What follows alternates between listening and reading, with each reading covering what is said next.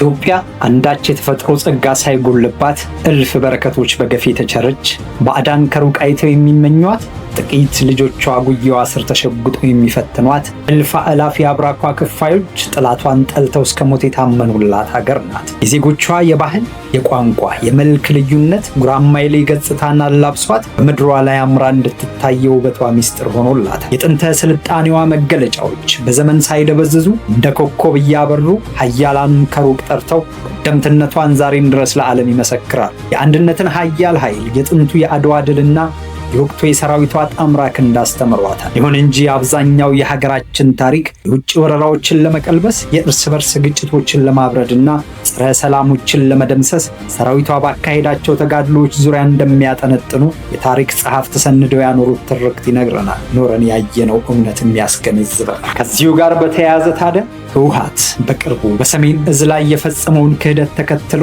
በእብሪት የተጣሰውን ሕግ በማስከበር የሀገርን ህልውና ለማረጋገጥ ሶት ከወለዳቸው እልህና ቁጭት እንደ አዲስ ከፈጠራቸው የጦር ክፍሎች መካከል ዳሎል ማዕከላዊ እዝ አንዱ ነው። ይህ እዝ የጥቅምት 24ቱ ክህደት ገፈት ቀማሽ የሆነው የቀድሞው ሰሜን እዝ እንደነበረ አይዘነጋም። እዙ ከእገታ ከተላቀቀ በኋላ መልሶ በመደራጀት የስም ለውጥ አድርጎ በወሎ ግንባር በኩል በመሰለፍ ከቀደመ ጥፋቱ ሳይማር ወደ ወረራ የተሸጋገረውን የወያኔ ቡድን ስቦ በማስገባት በመልሶ ማጥቃት ውጊያ የቀጡ ቅጣት የቀጣ ጀግና የጦር ክፍል። ወያኔ በአናብስቶቹ ብርቱ ክንድ ተደቁሶ ወደ መጣበት ሲመለስ ዳሎል ለቀጣይ ግዳጅ ራሱን እያዘጋጀ ዝግጁነቱን እያረጋገጠና አካላዊና ስነ ልቦናዊ ቁመናውን እያጠናከረ ሰቆጣና አካባቢው ላይ የመከላከል ቁመና መስርቶ በስልጠና እየተጋ ለወራት ቆየ። ሆኖም በሁለተኛው ዙር ውጊያ ከሰላ ድንጋይ ፈርጥጦ መቀሌ የገባው የጥፋት ቡድን ከትላንት ስህተቱ መማር ተስኖት ለሶስተኛ ዙር ውጊያ ተዘጋጀ። በዚህ ወቅት ዳሎል ማዕከላዊ እዝ ሰፊ የግዳጅ ቀጠና ተሰጥቶት ሙሉ በሙሉ በሚባል ደረጃ የዋግኽምራን ምድር ሸፍኖ ተዋግቷል። በተደረጉ ውጊያዎች የጥላትን ፉከራ ከዕቁብ ሳይቆጥሩ ሞትን ንቀው ግንባራቸውን ለጥይት በመስጠት የእናት ሀገራቸውን ሰላም በጽናታቸው ያጸኑ፣ ጥላት ዓመት የቆፈረውን ምሽግ በሰዓታት የሰበሩ፣ ምትክ አልባ ሕይወታቸውን ገብረው የቆሙለትን ሕዝብ ከተጋረጠበት የጥፋት ሴራ የታደጉ የዳሎል ጀግኖች በርካታ ናቸው። ኑረው ያልጠገቡ ለጋ ወጣት ልጆቹ በቀላሉ የማይተኩ ትላልቅ በሳል አመራሮቹ በከፈሉት መስዋዕትነት ጦርነቱን በድል ያጠናቀቀው ዳሎል ማዕከላዊ እዝ ለሌላ ተልዕኮ አካባቢውን ለቆ ሲወጣ ዋግ ምድር ላይ ባደረገው ለአስጨራሽ ተጋድሎ እንድያ ሕይወታቸውን ከፍለው ሀገር ያጸኑትን ሰማዕታት ለመዘከር አስቀድሞ ቃል ገብቶ ነው።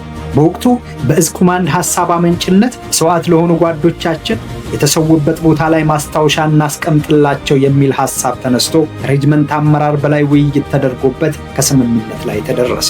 አመራሩ የተስማማበትን ሐሳብ ለአባላቱ በማጋራት ጀግኖችን በምን እናስባቸው በሚል ነጥብ ላይ ሰፊ ውይይት ተደረገ። በተደረገው ውይይት ጓዶቻችን ትውልድን ለማዳን የተሰዉ በመሆናቸው ትውልድ የሚቀረጽበትን ዲጂታል ቤተ መጻሕፍት በመገንባት እንዘክራቸው የሚለው ሐሳብ ሁሉንም አስማማ። በተደረሰው ስምምነት መሰረት ነሐሴ 15 ቀን 2014 ዓ.ም ሰቆጣ ከተማ ላይ በእዙ ዋና አዛዥ በሌተናል ጀነራል ዘውዱ በላይ አማካኝነት ለቤተ መጻሕፍቱ ግንባታ የመሰረት ድንጋይ ተቀመጠ። ግንባታውን ለማስጀመር ሰራዊቱ ከወር ደመወዙ ላይ 25% ለመቁረጥ ተስማማ። ይሁን እንጂ በፐርሰንት ሊቆረጥ የተወሰነው ገንዘብ ለታሰበው ግንባታ በቂ አልነበረም። ስለሆነም የገቢ ማሰባሰቢያ ቴሌቱን በማዘጋጀት መስዋዕትነት የጸናው ድልድይ በሚል ርዕስ በሌተናል ጀነራል ዘውዱ በላይ ማለትም በእዙ ዋና አዛዥ የተጻፈውን መጽሐፍ ለገበያ በማቅረብ ጭማሪ ገቢ የማግኘት መላ ተዘየደ። ብዙ ብሮችም ተሰበሰቡ። በነገራችን አዛዡ የወቅቱን ውጊያ እየመሩ በተጣበበ ጊዜ ውስጥ ሆነው በጥልቅ ማስተዋል በበሳል ወታደራዊ ሳቢ በተባ ብዕር የጻፉት ይህ መጽሐፍ አብዛኛው በውስጡ የያዘው ታሪክ በስፋት የሚነግረን ዛሬ የምንዘክራቸውን የሰማዕታቱን የጀግንነት ውሎ ሰራዊቱን የዘመናት ተጋድሎ ሲሆን መጽሐፉ ሽያጭ የተገኘው ገንዘብ ሙሉ በሙሉ ለቤተ መጻሕፍቱ ግንባታ ገቢ ተደርጓል። ሆኖም የተገኘው ገንዘብ የታሰበውን ግንባታ የሚያስጨርስ ባለመሆኑ ሰራዊቱ በድጋሚ ተነጋግሮ የወር ደመወዙን ለማውጣት ሳይውል ሳያድር በአንድ ጀንበር በአንድ ድምፅ ተስማሙ። የዚህ አኩሪ ታሪክ ባለቤት የሆኑትና በመስዋዕትነት ሀገር ያጸኑት የእዙ የጦር ክፍሎች 101ኛ ህዳሴ ኮር፣ 103ኛ ግቤ ኮር እና 104ኛ ራስ ዳሽን ኮር እንዲሁም እዝ ስታፍን ጨምሮ በሰው ኃይላቸው ልክ የሰበሰቡትን ገንዘብ ገቢ ያደረጉ። ዘግይቶ ክፍሉን የተቀላቀለው 102ኛ ጋሻ ኮርም የእዙ ታሪካችን ነው፣ የጀግኖች ክብር ክብራችን ነው፣ ለሀገር መልካም የሆነውን ማድረግ እንደ ሰራዊት የተገነባንበት ባህሪ ነው በማለት እንደ ክፍል ተነጋግረው የጋራ ስምምነት ላይ በመድረስ የወር ደመወዛቸውን አውጥተው የሰማዕታቱን መታሰቢያ ለመገንባት ወሰኑ። ተግባራዊ ማድረግ ለሀገር ሕይወት የከፈሉ ጀግኖች የሚታሰቡበት መልካም ስራ ክፍያ እንቀበልም ያሉ አርክቴክቶች የህንፃውን ዲዛይን ያለምንም ክፍያ በነጻ ሰሩ። የዋግ ኽምራ ዞን አመራሮች የህንፃ ግንባታ ስራውን ተከታትለው እንዲያስፈጽሙ ኃላፊነት ተሰጣቸው። አደራ ከተሰጠን ውስጥ የኮሚቴ አካላት ውስጥ አንዷ ነኝ። የኮሚቴ አባል የተቀበልነውን አደራ ደግሞ በዚህ ልክ ሰርተን ለማስረከብ በርካታ የኮሚቴ አካላት ሌት ተቀን በርካታ ስራዎችን ሰርተዋል። እነሆ ግንባታው ተጀመረ። በታሰበው ጥረትና በተያዘለት ጊዜ እንዲጠናቀቅ የእዙ አመራሮች ብርቱ ክትትልና ቁጥጥር አደረጉ። በሰራዊቱ የገንዘብ ድጋፍ፣ በበሳል አመራር ሰጭነት የህንፃው ግንባታ ለፍጻሜ በቃ። ቃል በተግባር ተፈጸመ። ከዓመታት በፊት የሰማዕታቱ አጽም ያረፈበት ምድር ላይ ቆመው እንረሳችሁም ጓዶቻችን ሲሉ ቃል የገቡት የዳሉል ልጆች የጓዶቻቸውን አጽም አሰባስበው አንድ ቦታ ላይ በክብር እንዲያርፍ አደረጉ። የሰቆጣ ወጣቶች በጊዜ ጥበት ምክንያት በየጤሻው ስር እንደነገሩ አፈር ለብሶ የቀረውን የቁርጥ ቀን ልጅ ከሰራዊቱ ጋር ሆነው ቆፍረው አወጡ። እናቶች ሕይወት ከፍሎ ሕይወት የሰጣቸውን ጀግና በድጋሚ አልቅሰው በክብር ቀበሩት። በዚህ አጋጣሚ ለእናት ሀገሩ ሲል በየተራራው ላይ አጽሙ የረገፈው በየቁጥቋጦ ስር ጥላቱን ጥሎ የወደቀው ጀግና ብዙ መሆኑን ሀገር ተመለከተ። ኢትዮጵያ ጸንታ የቆመችው ጠላቶቿን በአይበገሬነት የተጋፈጡ ልጆቿ ባፈሰሱት ንጹህ ደም ከሰከሱት ክቡር አጥንትና በከፈሉት ውድ የህይወት ዋጋ መሆኑን ትውልድ አይቶ ተገነዘበ። እናት ሀገር ኢትዮጵያ የማይቻል የሚመስለውን ችላ እንድትሻገር ፈተናዋን የሚጋፈጥ ስለ ክብሯ ክብሩን የሚዘነጋ ከአንቺ በፊት ያድርገኝ ብሎ ሞቷን ቀድሞ የሚሞትላት ከራሱ በፊት የሚያስቀድማት ጀግና ወታደር እንዳላት ሀገር ምድሩ በውል ተረዳ። ይህንን ተከትሎ የዋግ ምድር መዲና ጥንታዊቷ ሰቆጣ ከተማ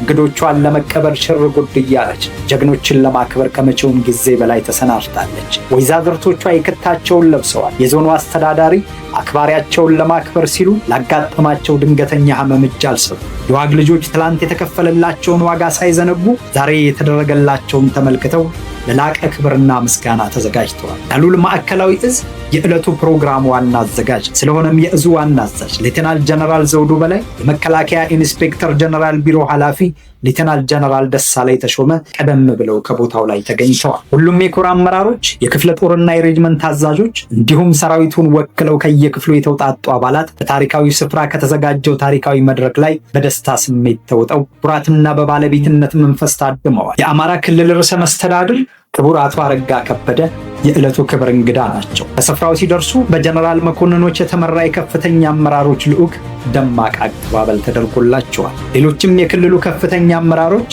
ከርዕሰ መስተዳድሩ ጋር አብረው ተገኝተዋል። እዚህ ቦታ ላይ ሁሉም የተሰባሰቡት በዋናነት ለሀገር የተከፈለን ዋጋ በማሰብ ሰማዕታትን ለመዘከርና ለጀግኖች ያላቸውን ክብርና ምስጋና ለመግለጽ። ርዕሰ መስተዳድሩ የእዙ ጀግኖች አጽም በክብር ያረፈበት ስፍራ ላይ የአበባ ጉንጉን አስቀምጠው የሰማዕታቱ መታሰቢያ የሆነውን ዲጂታል ቤተ መጻሕፍት መርቀው ከፈቱ። ክልሉ ላይ የተሰራውን ትውልድ ጠቃሚ ግንባታ ተመልክተው በጥናት ላይ የነበሩ ተማሪዎችን አበረታቱ። የዳሉል ማዕከላዊ እዝ ዋና አዛዥ ሌተናል ጀነራል ዘውዱ በላይ በምረቃ መርሃ ግብሩ ላይ የተገኙ እንግዶችን ስለመምጣታቸው አመስግነው በጦርነት መስዋዕት የሆኑ ጀግኖችን በቤተ መጻሕፍት ግንባታ ለመዘከር የታሰበበትን ዋና ዓላማ ለታዳሚው ግልጽ አደረጉ። ይህንን በከፍተኛ እልህና ወኔ ሰራዊታችን ከወር ደመወዙ ከ70 ሚሊዮን ብር በላይ በማዋጣት ርብርብ በማድረግ ቤተ መጻሕፍት ስናስገነባ የተለያዩ የሐውልት አማራጮች ለመስራት አስበን ነበር። ነገር ግን መጪው ጊዜ የዲጂታል ዘመን በመሆኑ ወጣቱ አዲሱ ትውልድ መረጃ የሚያገኘውና የሚፈትሸው ዘመኑን በዋጀ የቴክኖሎጂ ዘርፍ ነው ብለን በማሰብ የወደፊት ልጆቻችን በትምህርት የማድረግ ተስፋና ጤናማ ዜጋ ለመገንባት የድርሻችንን ለመወጣት የተሻለውን በመምረጥ ወስነናል።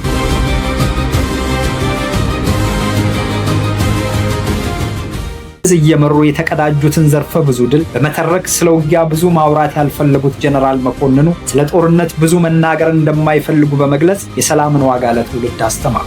በውትድርና ሕይወቴ 2 ጊዜ ጥራሬ ወንዝን ተረጋግቶ ተሻግሮ የመጣው ኃይል ሲሸሽና ሲመለስ ወደ ውሃ ሙላት እየገባ ሲያልቅ አይቻለሁ። ይህንን የአውደ ውጊያ ትዝታዬን ያነሳሁት ምክንያት ያሳዘነኝ ስለሆነ እንጂ ስለ ውጊያ የማውራት ፍላጎቱም ሞራሉም የለኝም። እዚህ ላይ ዋናው መልእክቴ ጦርነት ይበቃናል፣ ለሰላም እንስራ የሚለው። ራስ በፊት ሀገር አስቀድመህ ህዝባዊ ባህሪን ስትላበስ በኖርክ ቁጥር ከህይወት ስትማር የሰውነት ትርጉሙ ጠንቅቆ ሲገባ በትግል ውጣ ውረድ ውስጥ አልፈህ ጀግንነት ከደምህ ሲዋሃድ በፈተና የማትንበረከክ ቆራጥ ሐሞተ ኮስታራ ልበ ደንዳና ስትሆን ጀነራልነት መጠሪያ ሳይሆን ተግባር ይሆናል። ያኔ እንኳንስ የምትመራው የራስህ ጦር ጉዳይ አላግባብ ሲሆን የጥላትም ህልፈት ያስቆጫል። ውጊያ ከቀለበስነው በኋላ ያሳዘነ ነገር ወደ ሰቆጣ ሲሻገሩ በመንታ ውሃ በኩል ሰፋ ስለሚል ተያይዘውና ተዛዝለው እንደ ሬጅመንት እንደ ክፍለ ጦር እና እንደ ኮር ተሳስረው የመጡ ሲሆን ሲመለሱ ግን እየተበተኑ እየሸሹ እየፈረሱ ስለነበር ወደ ሞላ ወንዝ አይናቸው እያየ የገባውን ውሃ የበላውን ወጣት ቤት ይቆሩ። ህዝብና ሰራዊቱ በጋራ በታደሙበት በዚህ መድረክ ላይ በክብር እንግድነት የተገኙት የአማራ ክልል ርዕሰ መስተዳድር ክቡር አቶ አረጋ ከበደ የህዝቡን ሀገር ወዳድነት ታሪክ ውስጥ ያለውን ትልቅ ድርሻ በመግለጽ እንደ ሰራዊት ለሀገር የተከፈለውን የህይወት ዋጋ አውስተው ዳሉል ማዕከላዊ እዝ ለሰብአዊ ግንባታ የሰጠውን ትኩረትና የሰው ኃይልን ለማልማት የሚደረገውን ብርቱ ጥረት አደነቁ። ዋግ የታሪካችን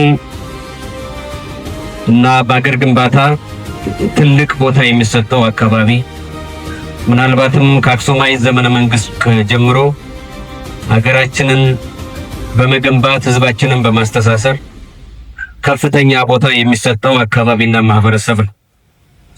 የዋግ ህዝብ የጽናት ተምሳሌት ነው። በቀደምት ዘመናት ሀገራችን የገጠሟት የአስቸጋሪ ሁኔታዎችን በማቋቋም በመሃሉም ዘመን ቀደም ሲል እንደተነገረው የሀገራችንን ሉዓላዊነት በማስከበርና በማጽናት ከፍተኛ ታሪክ ያለው ህዝብ ነው። ይሄ በብዙ መንገድ በሃይማኖታችን መጽሐፍትም በታሪካችንም ተደጋግሞ የተገለጸና ሁሉም ህዝብ ከህፃን እስከ አዋቂ ሴት ወንድ የሚያውቀው ሀቅ ነው። ከዚህ በተጨማሪም ደግሞ በሀገራችን ውስጥ በዚህ ወቅት የሀገር ሉዓላዊነትን በማስከበር ህዝብን በማገልገል አንቱ የተባሉ ወታደራዊ መኮንኖችም ያፈራ አካባቢ ነው። የሀገራችንን በደማችን ባጥንታችን የመጠበቃችን ያህል ላባችንን አፍስሰን ሀገራችንን ልናለማ አካባቢያችንን ልናበለጽግ ይገባል። የዚህ የልማት ተምሳሌት የሆነው ዛሬ ሰላም የዲጂታል ላይብራሪ ማዕከል የዚሁ ተምሳሌት ሆኖ ማየት እንፈልጋለን። ምክንያቱም በልማት ውስጥ ዋነኛው የልማት አውታር ወይም ቅድሚያ የሚሰጠው ሰብአዊ ልማት ነው። ከዛ ቀጥሎ ተፈጥሮ ሀብት ልማትን ማልማት ይቻላል። ሌሎች ቁሳዊ ሀብቶችን ማልማት ይቻላል። ግን መግቢያ በሩ የሰው ኃይል ልማት ነው። ስለዚህ እዙ ይሄንን በመገንዘብ በመጀመሪያ ደረጃ ሰብአዊ ልማት ላይ ማልማት አለብኝ በሚል ከዛ ባሻገር ደግሞ ይሄንን ፊዚካሊ ከሚሰጠው በቅርብ ፊት ለፊት ከሚሰጠው ትምህርት ባሻገር በርቀት የሚሰጠው ዘመን የተቆናጠጠውን የርቀት ትምህርት ወይም ደግሞ የዲጂታላይዜሽን ትምህርት በከፍተኛ ደረጃ በማሳለጥ ይሄንኑ የቀደመው ብቻ ሳይሆን የወደፊቱንም የትግል መስክ እንድንቆናጠጥ የሚያደርግ ስራ ሰርቶልናል።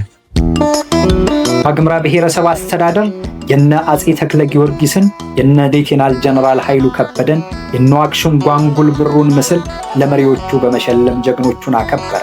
አንዳንዴ ቃላት የልብን መሻት መግለጽ አይቻላቸው እንጂ የሆነው ከምንለው በላይ ነው።